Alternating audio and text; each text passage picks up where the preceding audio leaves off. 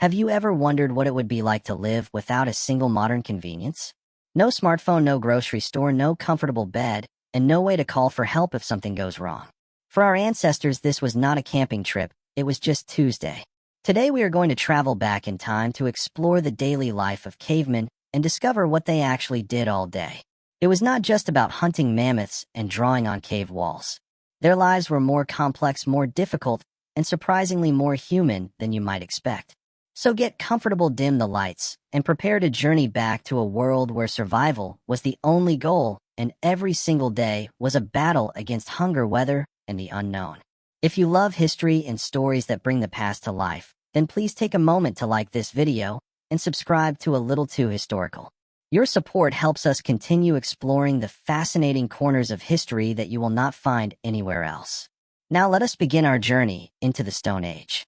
The morning came not with an alarm clock, but with the cold. It seeped through the animal hides you slept under and settled deep into your bones. The first thing you felt was the hard ground beneath you. The second thing you felt was a hand pushing against your back and a grunt in the darkness. Someone else was already awake, and they were not happy about it. For a moment you did not move. You just listened. The wind was howling outside the shelter. A child was crying somewhere in the gloom, and someone near the dead fire was cursing under their breath. Your eyes adjusted to the dim light, and you remembered where you were. Not in a home, not in a village, but in a temporary camp with a group of people who depended on you as much as you depended on them. There was no privacy. There was no silence. There was only survival. You sat up and immediately felt the stiffness in your neck and shoulders. Another night on the ground. Another morning without coffee, without breakfast, without a single moment to yourself. But you did not complain. No one complained.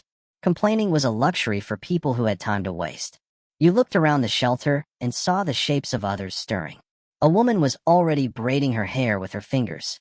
An old man was sharpening a stone knife with careful, deliberate strokes. A teenager was staring at the fire pit with the kind of desperate hope that only comes from being very young and very hungry. Everyone had a role. Everyone had a job. And the first job of the day was always the same. You had to decide if today was a day you would survive or a day you would not. Your mind wandered for just a moment to a thought that made your stomach tighten. You thought about the last time you were truly alone. Not alone in the group, but alone with someone who made your heart beat faster. A stolen moment by the river or a glance across the fire when no one else was watching. Those moments were rare. They were risky, and they were the only thing that made this brutal existence feel human. You pushed the thought aside and focused on the present. The fire was cold. The tools were dull. And the day was waiting. The first step was always the hardest. You forced yourself to move. The cold was not going to wait, and neither was the hunger. You crawled toward the entrance of the shelter and ducked under the heavy hide that kept out the worst of the wind. The sky was still dark, but you could see the faint glow of dawn on the horizon. The world was waking up, and so were its dangers. Your first task was the fire. Without it, there was no warmth, no cooked food, and no protection from the predators that prowled just beyond the camp. You knelt beside the cold ashes and felt the familiar weight of dread settle in your chest. If the fire was truly dead, you would have to start from scratch. That meant finding dry wood. That meant using a bow drill to create friction. That meant sweating and cursing and praying for a single spark while your fingers grew numb and your patience evaporated. You reached into the ashes and felt a faint warmth. The embers were still alive. A small victory, but a victory nonetheless. You fed the embers with dry grass and blew gently until a flame flickered to life. The fire crackled, and the light chased away the shadows. For a moment you allowed yourself to feel relieved. Then you remembered the tools. They were lying in a pile near the fire. Spears with dull points. Knives with chipped edges. Scrapers that had lost their bite. These were not just objects. They were your lifeline. Without sharp tools you could not butcher meat. You could not scrape hides for clothing. You could not defend yourself against the things that saw you as prey. You picked up a stone knife and ran your thumb along the edge. It was useless. You would have to spend the morning flaking stone, chipping away at flint until you had a blade sharp enough to cut through sinew and bone. It was tedious work. It was frustrating work. But it was the only thing standing between you and starvation. Your mind drifted again to the woman by the river. She had smiled at you. She had touched your arm. And you had felt something that made the cold and the hunger seem less important. But those thoughts were dangerous. They distracted you. And distraction in this world was a luxury you could not afford. You forced yourself to focus on the stone in your hands. Each flake that fell away brought you closer to a weapon. Each chip of flint was a promise that you would see another sunset. The fire was burning. The tools were taking shape. And the day was just beginning. The tools were ready, and the fire was crackling. Now came the hardest part of the day. You had to find food. The hunger was a constant companion, a dull ache in your belly that never fully went away. But this morning it was sharper than usual. The hunt yesterday had failed. The animals were too fast, too wary, or simply too far away. The group had returned with empty hands and empty stomachs. And now the pressure was on you. You joined the hunting party at the edge of the camp. There were 6 of you. 3 men, 2 women, and a teenager who was trying very hard to look older than he was. The leader of the group was a grizzled man with a scar across his cheek. He did not speak much. He did not need to. His eyes said everything. Today we eat. Or today we do not. You moved through the forest in silence. The morning mist clung to the trees, and the ground was soft under your feet. Every sound made you freeze. Every rustle in the bushes made your heart pound. The world was full of things that could kill you, and you had to be smarter than all of them. The leader held up his hand. Everyone stopped. He pointed toward a clearing, and you saw them. A small herd of deer grazing near a stream. Your pulse quickened. This was the moment. You had to be quiet. You had to be fast. You had to be perfect. The group spread out in a wide arc. The plan was simple. Flank the herd and drive them toward the cliff. You crouched low and moved through the tall grass. The deer were unaware. They continued grazing as if the world was safe. You thought about the woman again. She was back at camp waiting. She was probably tending the fire or mending a hide or doing one of the 100 small tasks that kept the group alive. But you knew she would be watching for you when you returned. Her eyes would search yours for signs of success or failure. And you wanted so badly to bring her something good. A piece of meat. A reason to smile. The thought made you grip your spear tighter. You had to make this work. The signal came. A sharp whistle that cut through the morning air. The group sprang into action. You ran toward the deer, shouting and waving your spear. The animals bolted in panic. They were fast, but they were confused. The group herded them toward the cliff with practiced precision. The teenage boy was yelling something incoherent, but it did not matter. The chaos worked. One of the deer stumbled, and you saw your chance. You threw your spear with all your strength.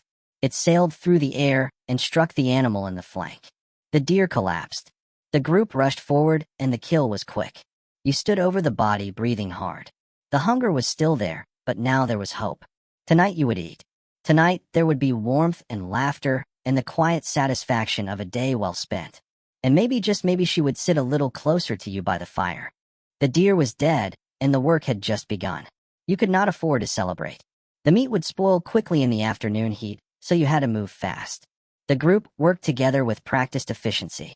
One man began skinning the animal, while another started carving chunks of meat from the bones. You took a leg and began cutting it into smaller pieces that could be carried back to camp. The blood was warm on your hands, and the smell of fresh meat made your mouth water, but you could not eat yet. Not until the work was done. The journey back to camp was slow and heavy. Each of you carried as much as you could. Strips of meat draped over your shoulders. Bones tucked under your arms. The hide rolled up and tied with sinew. You walked in silence, saving your breath for the task ahead.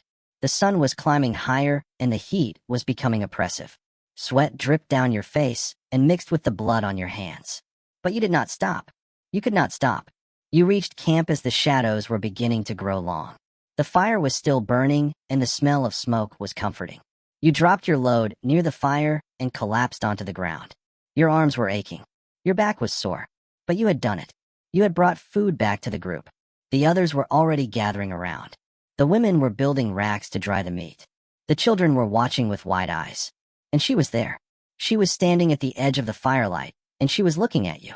Not with pity or worry, but with something warmer. Something that made the exhaustion fade just a little. You wanted to go to her. You wanted to touch her hand. But there was still work to do. The meat had to be sliced. The bones had to be cracked for marrow. The hide had to be scraped and stretched. You could not rest. Not yet. Not while there was food to prepare and a camp to maintain. You picked up your knife and joined the others. The work was tedious, but it was necessary.